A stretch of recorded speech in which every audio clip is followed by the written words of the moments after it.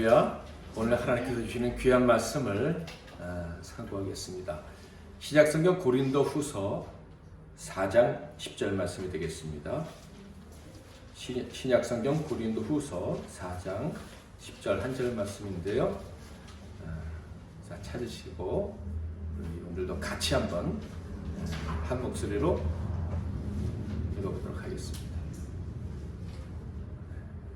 시작. 우리가 항상 예수의 죽음을 몸에 짊어짐은 예수의 생명이 또한 우리 몸에 나타나게 하려 합니다. 아멘.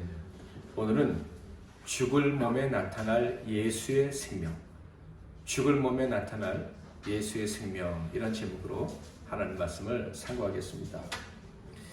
저는 가끔, 또 어떤 때는 자주 내 안에 어떤 감정이 벅차오르는 것을 느끼며 살아가고 있습니다.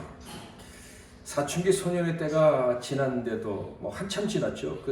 그런데 오히려 그때보다 내가 더 감성적이 되는 것은 아닌가 하는 생각도 해봅니다. 나이가 들면 남자가 여성성이 강해진다고 하는데 그래서 그런가 하는 생각도 해봤습니다. 그런데 성경을 보니까 사도 바울도 저와 비슷한 감정을 가지고 살아갔던 것 같아요. 심지어 그는 심각한 고난과 죽음 앞에서조차도 이런 감동을 느꼈던 것 같습니다. 그러니까 감정이라는 표현으로는 부족한 이런 벅찬 감격을 늘 느끼고 살았다 하는 거예요.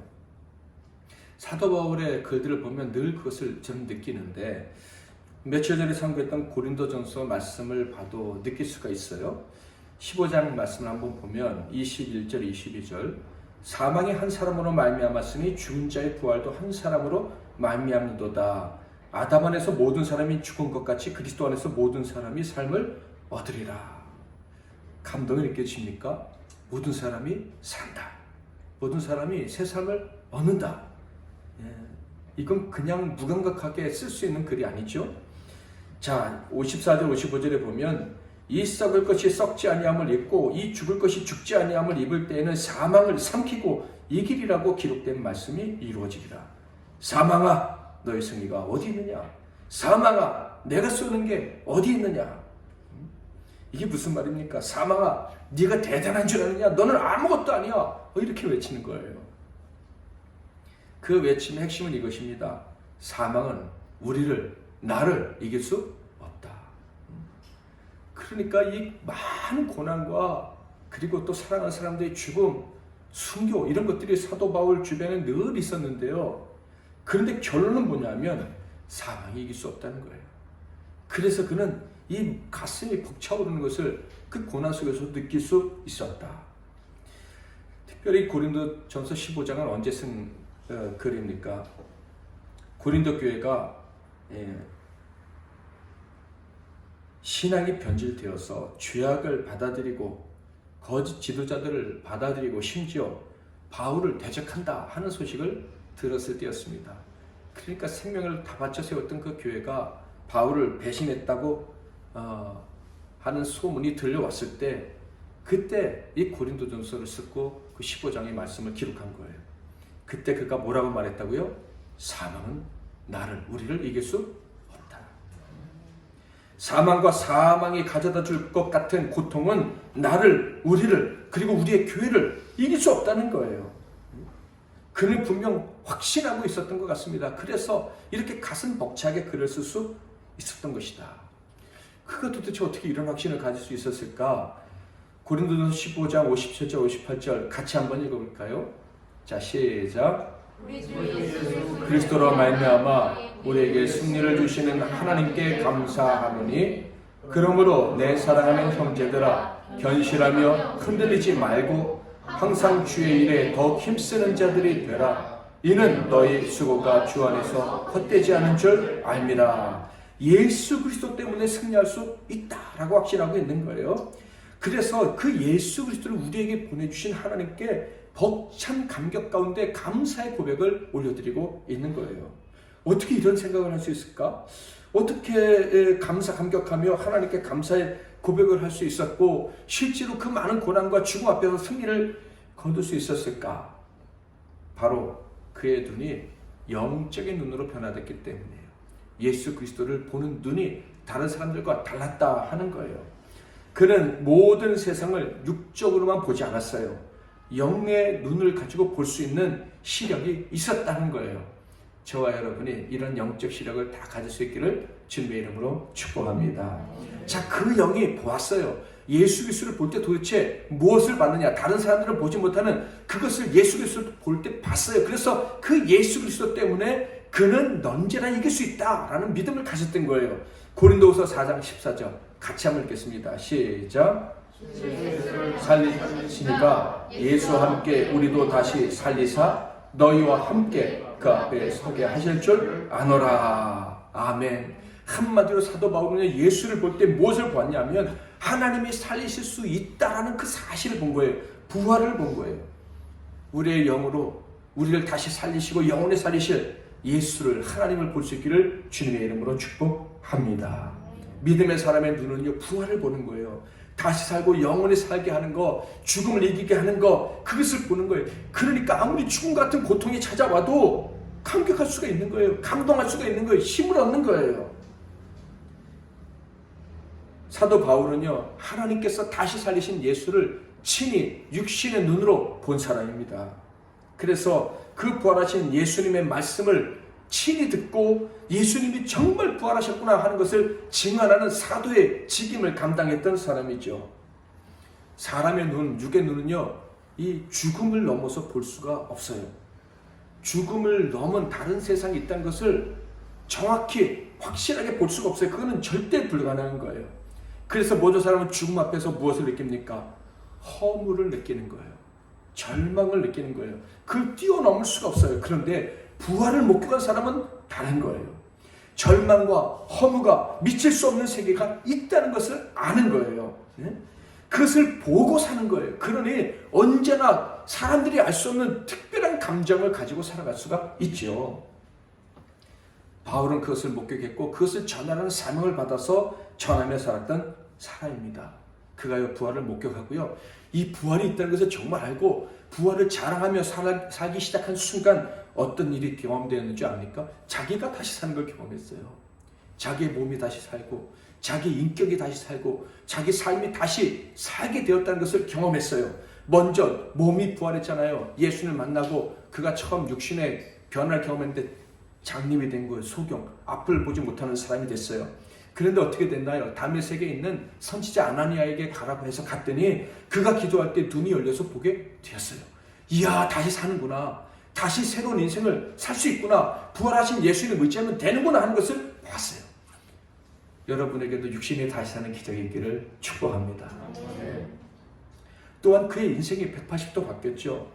율법에 의거해서 사람들, 특히 그리스도인들을 죽이는 일에 앞장섰던 사람입니다. 그 일에 열심을 냈어요. 마음속에는요, 정의감이 가득 차 있었고 그 정의감 때문에 미움과 울분이 가득 차 있었어요. 그런데 그것이 가장 옳은 일이라고 생각했어요. 이 울분과 미움을 가지고 반대하는 사람들 잡아 죽이는 일, 예수 믿는 사람들을 죽이는 일이 가장 옳다고 생각했어요. 그는 가장 옳은 일을 했다, 하고 있다 하는 생각으로 말미암은 이 교만함, 자부심이 가득 차 있었어요. 다른 사람들은 다 우스웠어요. 그래서 사도 바울은 다른 사람들의 말은 귀에 들어오지 않았을 거예요. 성경을 보면 심지어 대제사장도 사도 바울에게는 우스운 사람들이었던 것 같아요. 그는 이런 자신의 모습이 자랑스럽겠죠. 그런데 주님의 부활을 목격한 뒤에 완전히 바뀌었습니다. 아시다시피 이름도 큰 자라는 사울이라는 이름에서 작은 자라는 바울이라 이름도 바뀌었죠. 그런데 이 이름의 변화보다 더 큰 변화는 삶의 목표와 태도가 바뀐 거예요. 그는 더 이상 자기를 위해 살 수가 없었어요. 다시 말해서 인간적인 관점에서 판단하고 평가하고 그 판단과 평가에 따라서 사람들을 대하는 그런 삶이 완전히 그에게서부터 사라져버렸다, 이런 얘기예요. 다음 구절에서 확인할 수 있죠. 고린도후서 4장 5절과 12절. 우리는 우리를 전파하는 것이 아니라 오직 그리스도 예수의 주 되신 것과 또 예수를 위하여 우리가 너희의 종된 것을 전파함이라. 12절. 그런즉 사망은 우리 안에서 역사하고 생명은 너희 안에서 역사하느니라. 한번 옆에 계신 분들에게 저는 당신의 종입니다. 하시기 싫으면 제가 할게요. 저는 여러분의 종입니다. 여러분은 사셔야 되고 저는 죽어야 됩니다. 이게 바울의 생각이었어요. 예수님 만난다면 이렇게 바뀌어버렸다고요. 나는 종이 되고 심지어 죽더라도 다른 사람을 살리기 위해 살아야 된다. 이게 사도 바울의 인생의 목표가 되었다 하는 거예요. 왜 그래요? 인생에서 가장 중요한 문제는 학벌도 아니고 부도 아니고 돈도 아니고 삶과 죽임이라는 것을 예수의 부활을 통해서 깨달았기 때문입니다. 게다가 죽음을 이기고 살 수 있는 길이 있다. 이것을 안 거예요. 나 혼자 살 수가 없다는 생각이 막 마음속에 생기면서 그는 자신을 위해 살 수가 없었던 거예요. 예수님이 나를 살리기 위해서 죽으시고 부활하신 것처럼 다른 사람을 살리기 위해서 내가 죽더라도 종이 되더라도 그 길을 가야겠다 하는 거예요. 완전히 바뀌었죠. 사도 바울의 이런 변화는요, 주변 사람들 입장에서는 죽은 자가 진짜 다시 살아난 것만큼 엄청난 변화로 느껴졌을 겁니다. 그는 다른 사람들의 마음을 아는지 이렇게 얘기를 했어요. 고린도후서 5장 16절 17절에 보면 그러므로 우리가 이제부터는 어떤 사람도 육신을 따라 알지 아니하노라. 비록 우리가 그리스도도 육신을 따라 알았으나 이제부터는 그같이 알지 아니하노라. 예수를 죽이기 전에는, 예수를 십자가에 못 박기 전에는, 부활을 목격하기 전에는 예수를 육신으로만 알았다 이런 얘기예요. 그런데 부활하신 예수를 목격한 다음에는 다르다 이런 얘기예요. 17절을 다 같이 시작. 그런즉 누구든지 그리스도 안에 있으면 새로운 피조물이라. 이전 것은 지나갔으니 보라 새 것이 되었도다.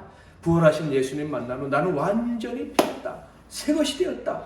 보는 시각이 완전히 달라졌다. 더 이상 인간적인 기준으로 육신의 눈으로 사람을 보지 않게 되었다.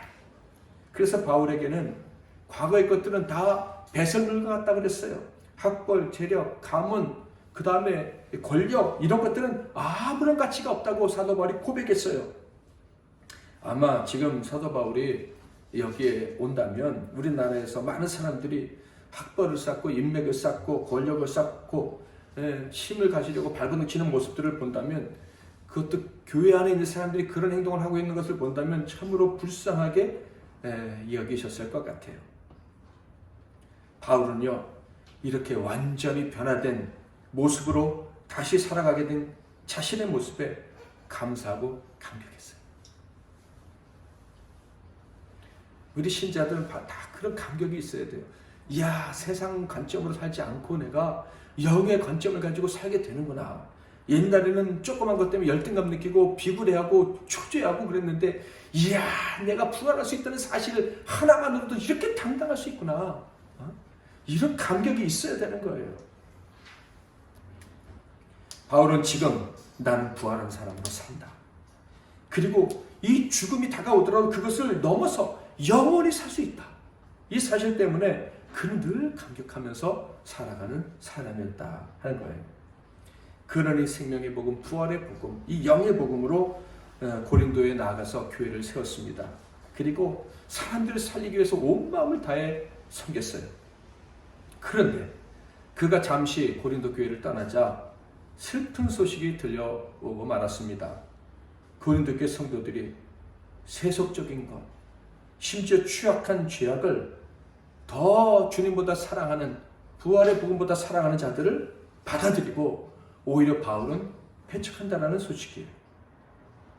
죽음에 굴복한 것이죠. 세상 썩어질 배설물 같은 것들을 생명의 복음보다 더 소중히 여겼다 이런 얘기예요. 너무 안타까워서 사도 바울이 고린도전서를 써서 편지를 써서 보낸 거예요. 그런데 그 편지를 받고 회개하기는커녕, 아시다시피 고린도전서는 사랑에 대한 얘기잖아요.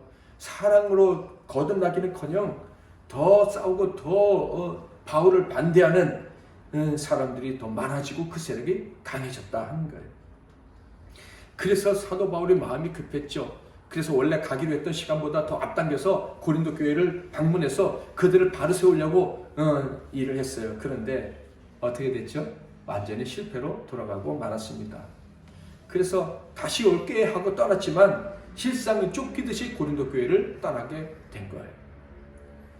다시 올게 하고 떠났지만 다시 간들 고린도 교회가 회개할 것이다 라는 소망이 없었어요. 오히려 더 부담을 느끼거나 오히려 더 바울을 적개시 할 것이다 라는 생각이 들어서 눈물의 편지를 써서 보냈죠. 눈물의 편지는 지금 남아있지 않은 편지라 그랬어요. 그런데 놀랍게도 그 편지를 받은 고린도 교회가 회개하기 시작한 거예요. 물론 여전히 비난하는 사람들도 있었습니다.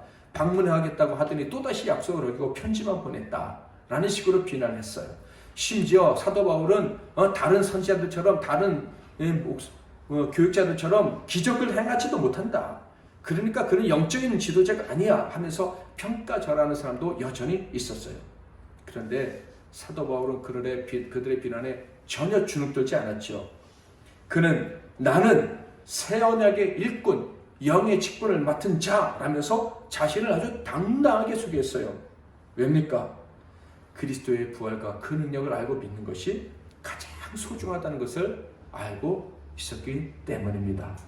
고린도후서 3장 6절 그리고 9절 그가 또한 우리를 새 언약의 일꾼 되게 만족하게 하셨으니 율법 조문으로 하지 아니하고 오직 영으로 하매니 율법 조문은 죽이는 것이요 영은 살리는 것이니라. 9절 정죄의 직분 모세의 직분을 말하는 거예요. 영광이 있은즉 의의 직분은 부활의 복음을 전하는 이 의의 직분은 영광이 더욱 넘치리라. 여러분 영의 직분이 뭐라고요? 새 언약의 복음을 전하는 직분이에요. 바로 부활을 전하는 직분인 거예요. 저와 여러분이 예수 그리스도의 부활을 믿으십니까? 그것을 전하십니까? 그러면 이 새 언약의 직분, 의의 직분을 받은 거예요. 그것을 사도 바울이 이 직분을 받았기에 나는 그래 너희들 말하는 것처럼 약속도 좀 어겼어. 너희들 찾아갔을 때 너희들을 바꾸지도 못했어. 어떻게 보면 실패자야. 그래 기적도 많이 행하지 못했어. 그러나 나는 하나님이 주신 가장 영광스러운 직분을 가진 사람이야 라고 외치고 있는 거예요. 이 직분으로 우리는 사람을 살릴 것이다. 예수님께서 다시 살아나신 것처럼 죄로 말미암아 사망에 이른 자를 다시 살릴 수 있을 것이다 라고 외치고 있는 거예요. 사랑하는 성도 여러분, 예수 그리스도의 부활을 믿으시기를 바랍니다. 믿기만 하면 하나님이 요구하시는 최소한의 조건이 충족된 거예요. 그 믿음을 갖기만 하면 하나님이 다시 살리십니다. 죄 용서를 받을 수가 있고 다시 살아날 수가 있어요. 우리의 영과 육과 삶과 인격이 완전히 새로워질 수가 있습니다. 부활할 수가 있습니다. 하나님의 아들로 영생을 소유한 자로 살아갈 수가 있다 이 말입니다. 바울처럼 세상을 사랑하고 세상의 명예나 헛된 정의감을 위해 살았던 사람이라 할지라도 자신이 최고인 줄 알고 살았던 사람이라 할지라도 부활의 신앙을 갖기만 하면 그 헛되고 험한 삶에서 벗어나 영광스러운 삶으로 들어갈 수가 있어요. 그저 살기 위해서 아둥바둥되는 인생이 아니라 다른 사람을 살릴 수 있는 살리기 위한 인생으로 거듭날 수 있다 하는 것입니다. 생각해 보세요. 사람들이 왜 기부를 하고 선행을 합니까? 뭐 사람들이 볼 때는 저 사람 나쁜 짓 해서 돈 버는 사람인데 다 아는데 그래도 나와서 딱딱하게 기부하고 내가 얼마 기부했다고 하고 뭐 이러지 않습니까? 고아원도 방문하기도 하고. 왜 그래요? 기쁘니까. 아무리 약한 사람이라도요, 남을 도울 때 그리고 다른 사람을 사랑할 때는 기쁜 법이에요. 사랑을 줄 때는 행복을 느끼게 돼 있어요. 그것이 사람에게 있는 하나님의 본성에 남아있는 본성인 거예요. 자, 그런데 사람이 돈은 나쁘게 벌고 조금 남 돕고 뭐 이런 정도로 조금의 기쁨을 느끼는 정도가 아니라 예수님처럼 살아갈 수 있다. 종이 되고 죽더라도 남을 살릴 수 있다. 그런 삶을 내가 살아갈 수 있다라고 정말 확신할 수 있다면 그 기쁨이 얼마나 크겠습니까? 사도 바울이 그렇게 살 수 있게 된 자신을 늘 보니까 이게 감격스럽고 이게 기쁨을 주체할 수가 없는 거예요.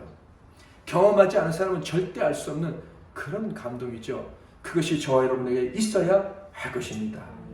바울은요 정말로 극적으로 이런 삶으로 돌아선 사람이죠. 죽으시고 부활하신 예수님을 만나지 못했다면, 부활을 확인할 수 없었다면 절대로 그런 삶이 있다는 것도 알지 못했을 것이고 그런 삶으로 들어가지 못했을 거예요. 주님을 만나고 변화되었죠. 아시겠지만 어떻게 만나고 변화됐는지 잠깐 볼까요?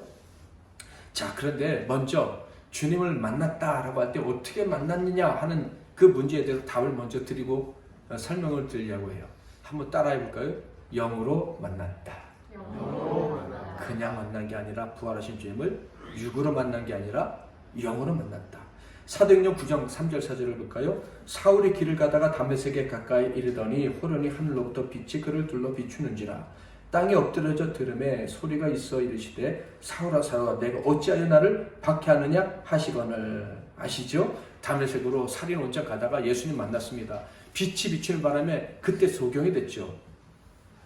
아무것도 보이지 않는 와중에 그는 예수님과 대화를 합니다. 5절 6절 대답하되 주여 누구시니까 이르시되 나는 내가 박해하는 예수라. 너는 일어나 시내로 들어가라. 내가 행할 것을 내게 이를 자 아나니아 선지자죠. 자가 있느니라 하시니. 자, 그런데 이렇게 사도 바울이 주님 만나고, 그땐 사울이었죠. 그리고 이 주님과 대화하는 와중에 놀라운 성경의 증언이 하나 있어요. 7절 말씀이에요.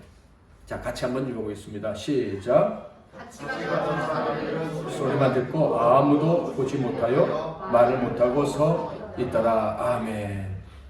여러분 아시겠어요? 바울은 분명 부활하신 예수님을 만났는데 다른 사람들은 만나지 못했다는 거예요. 어떻게 이런 일이 벌어질 수 있어요? 바로 부활을 보고 부활을 믿는 일은 육의 일이 아니고 영의 일이라는 거예요. 사도 바울은 분명히 알고 있었습니다. 아무나 주의 영광을 볼 수 있는 게 아니구나. 아무나 부활을 믿으며 영생의 소망을 가지고 살 수 있는 게 아니구나. 아무나 이 큰 고난이 닥쳐왔을 때 나처럼 부활신앙 때문에 당당할 수 있고 담대할 수 있는 게 아니구나. 그러니까 고난이 왔고 죽음이 있어도 감격이 있는 거예요. 이야, 하나님이 내게 이 영의 눈을 주셔서 부활을 믿을 수 있고 보고 살 수 있게 하시니 얼마나 감사한 일인가. 그래서 고린도전서 3장 17절은 이렇게 말합니다. 주는 영이시니 주의 영이 계신 곳에는 자유가 있느니라. 자유가 있는 거예요. 자유가. 무슨 일이 있어도 끄떡이 없는 거예요. 예수님의 영광이 내 몸에 내 삶에 나타난다는 것, 그것을 경험하고 확신하고 살아가고 있으니 사람들은 죽음 앞에 고난 앞에 픽픽 쓰러져도 사도 바울은 끄떡이 없었다 하는 거예요. 고린도전서 3장 18절 다 같이 한번 읽어보겠습니다. 시작.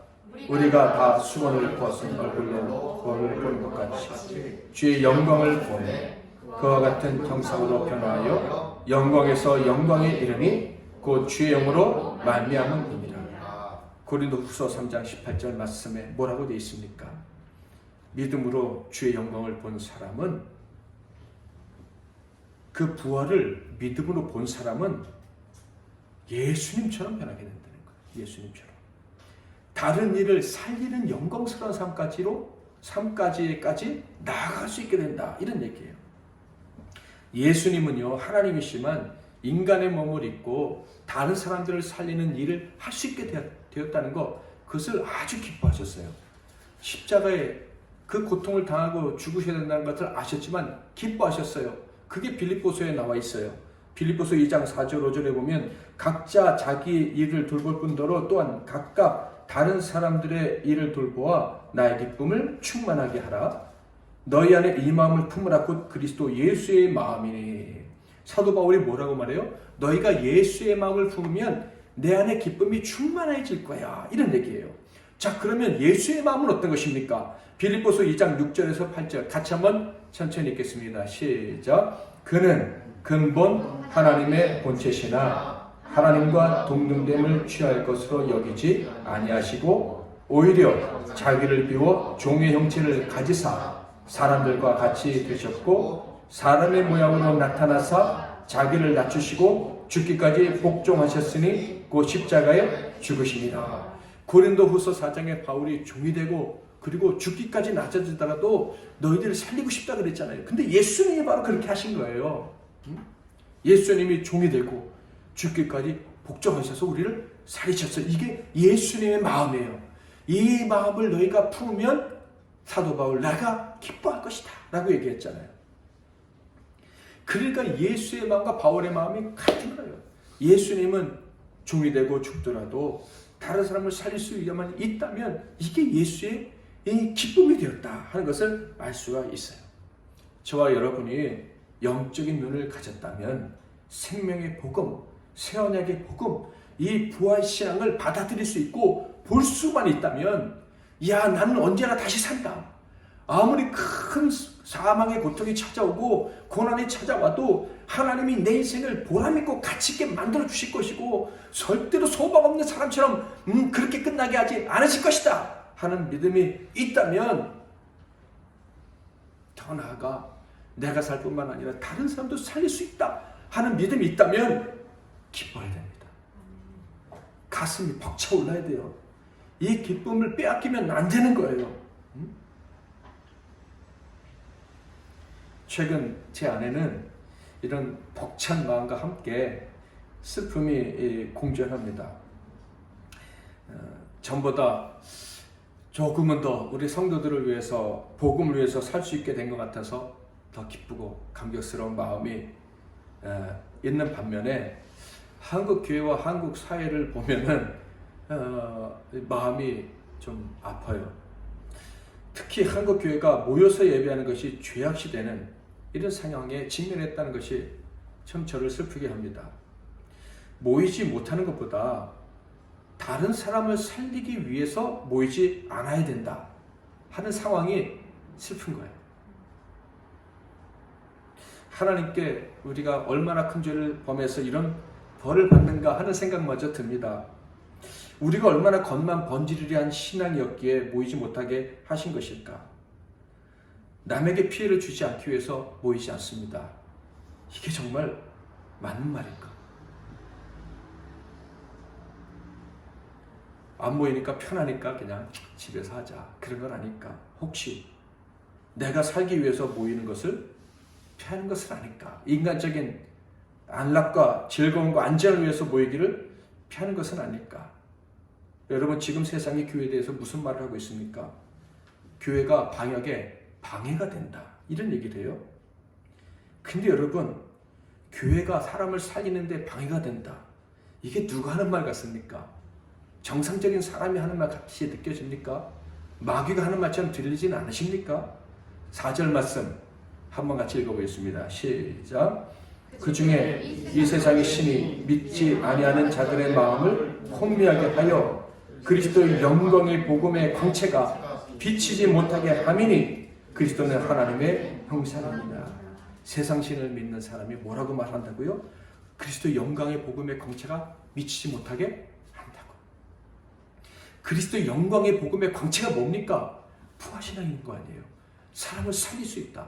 죽은 자도 살릴 수 있다. 이것이 우리가 가지고 있는 복음이고 믿음이고 전해야 될 사명인 거예요. 그런데 교회가 사람을 살리는데 방해가 된다? 방해가 된다? 이 말은요, 교회는 생명력이 없어. 교회가 사람을 살린다고? 천만의 말씀. 교회는 아편이야. 교회는 세상을 죽이는 거야. 이렇게 웅변하고 있는 거예요.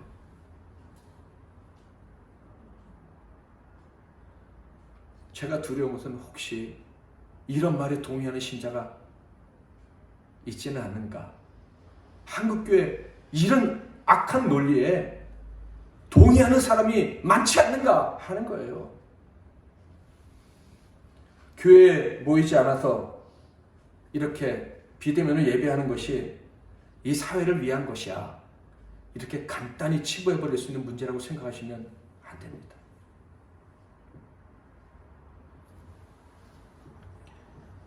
그래서 무조건 모여서 예배해야 된다는 얘기는 아니고, 다시는 이런 상황에 우리 교회가 떨어지지 말아야 된다는 얘기예요.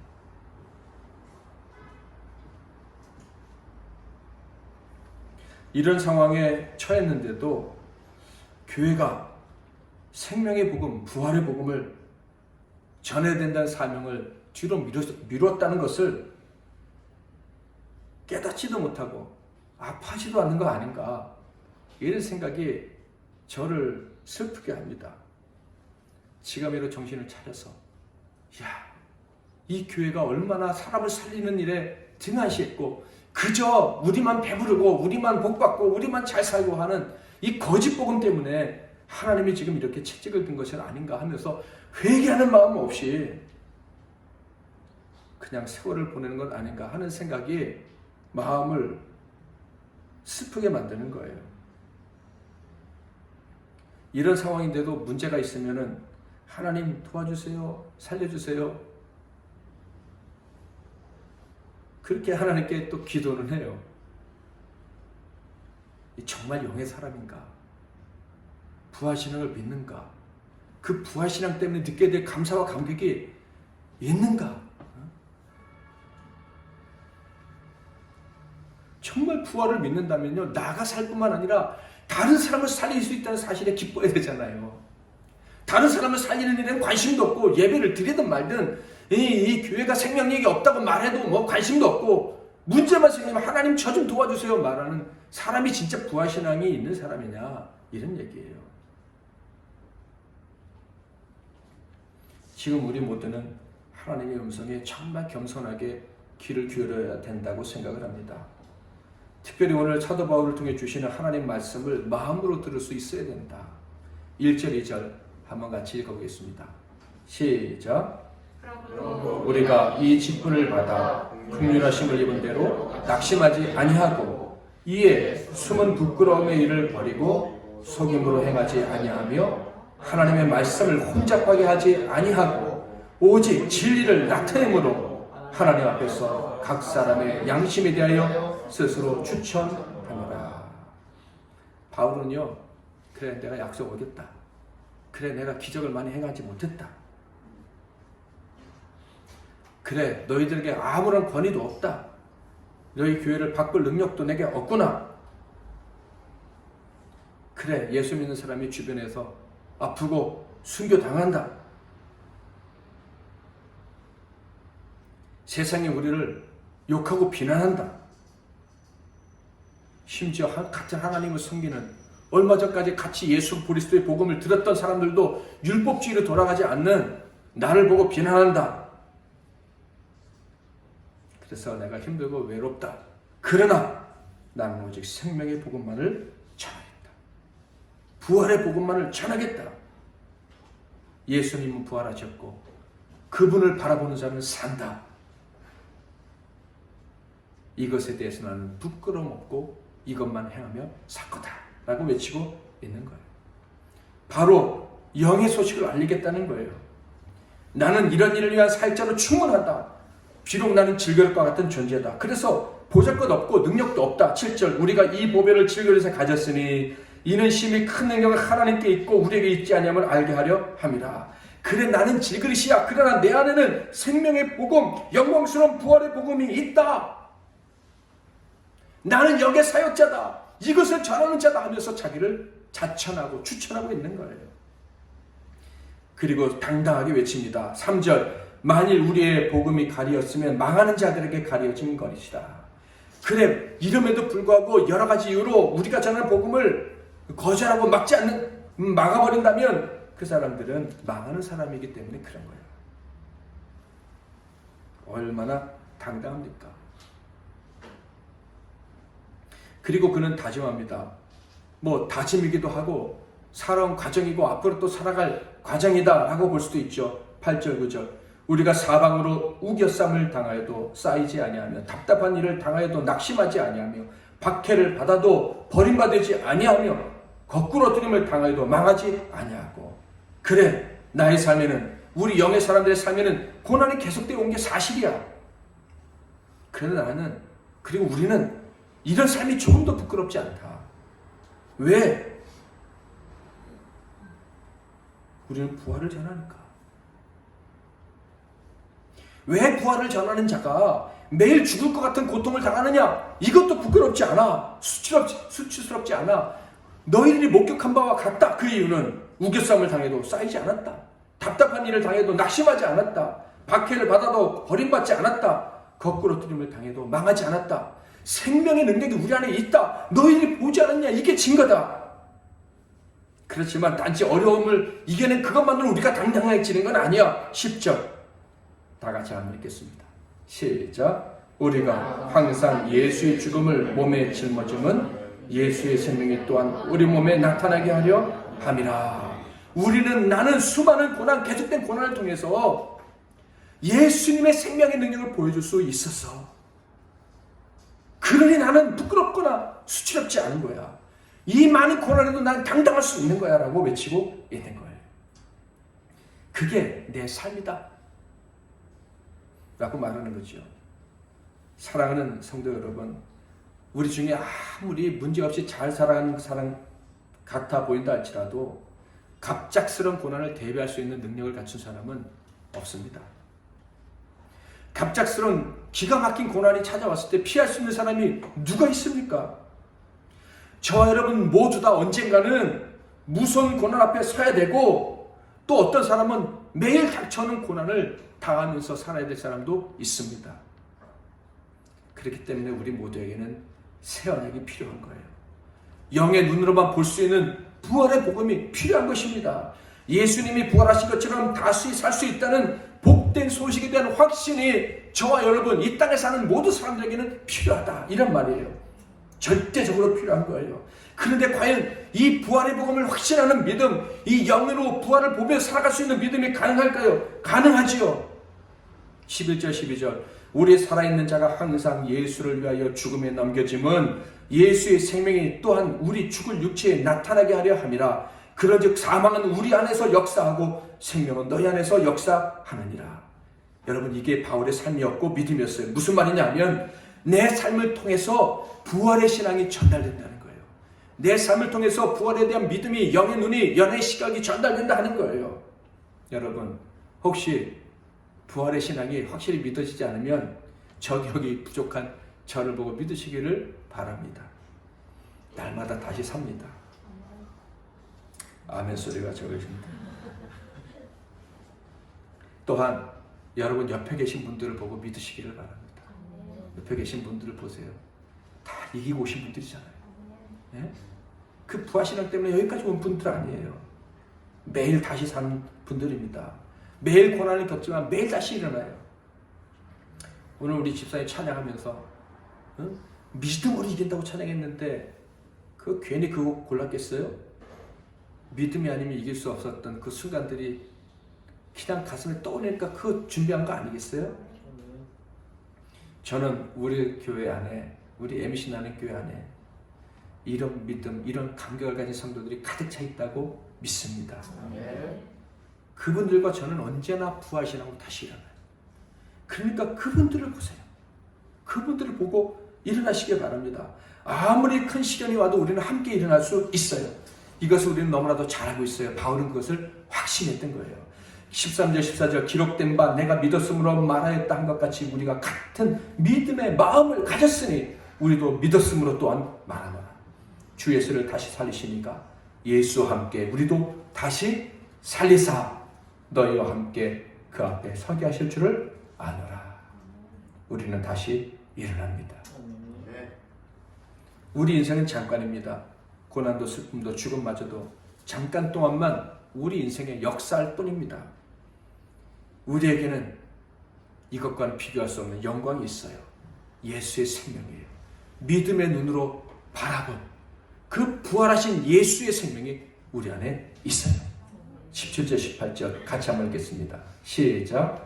우리가 잠시만 지극히 크고 영원한 영광에 중한 것을 우리에게 이르게 함이니 우리가 주목하는 것은 보이는 것이 아니요 보이지 않는 것이니 보이는 것은 잠깐이요 보이지 않는 것은 영원하니라. 아멘. 우리는 모든 환난을 함께 이겨낼 것입니다. 세상에서 살아가는 우리에게 하나님의 생명이 있다는 것을 점점 더 분명히 보여주면서 살아가게 될 것입니다. 저와 여러분, 저 어린아이 학생들, 노인들, 이 자리에 편찬에 못 오신 모든 분들, 그분들이 하나님의 생명이, 예수의 생명이 내게 있구나 하는 것을 만방히 보여주면서 살게 될 것이다. 이것이 저의, 그리고 우리의 믿음입니다. 그러므로 우리는 낙심할 수가 없어요. 천천히 14절부터 16절을 제가 읽어보겠습니다. 주 예수를 다시 살리시니까 예수와 함께 우리도 다시 살리사 너희와 함께 그 앞에 서게 하실 줄을 아노라. 이는 모든 것이 너희를 위함이니 많은 사람의 감사로 말미암아 은혜가 더하여 넘쳐서 하나님께 영광을 돌리게 하려 함이라. 그러므로 우리가 낙심하지 아니하노니 우리의 겉사람은 낡아지나 우리의 속사람은 날로 새로워지도다. 아멘. 우리 몸은 결국 다 죽습니다. 그러나 우리 영의 사람들, 곧 생명의 복음을 믿을 수 있는 영의 눈을 가진 자들은 이미 영원한 생명을 얻었고 그 생명이 우리 안에서 역사하는 것을 경험하며 살아가다가 천국에 갈 것입니다. 우리의 죽을 몸에 예수의 영광스러운 생명이 역사하는 것을 보며 살아가게 될 것입니다. 여러분의 손과 발, 배, 머리, 가슴을 만져보세요. 거기에 하나님의 생명이 있어요. 그곳에 하나님의 영원한 생명, 부활의 생명이 역사하고 있어요. 나는 지금 보이지 않는데요.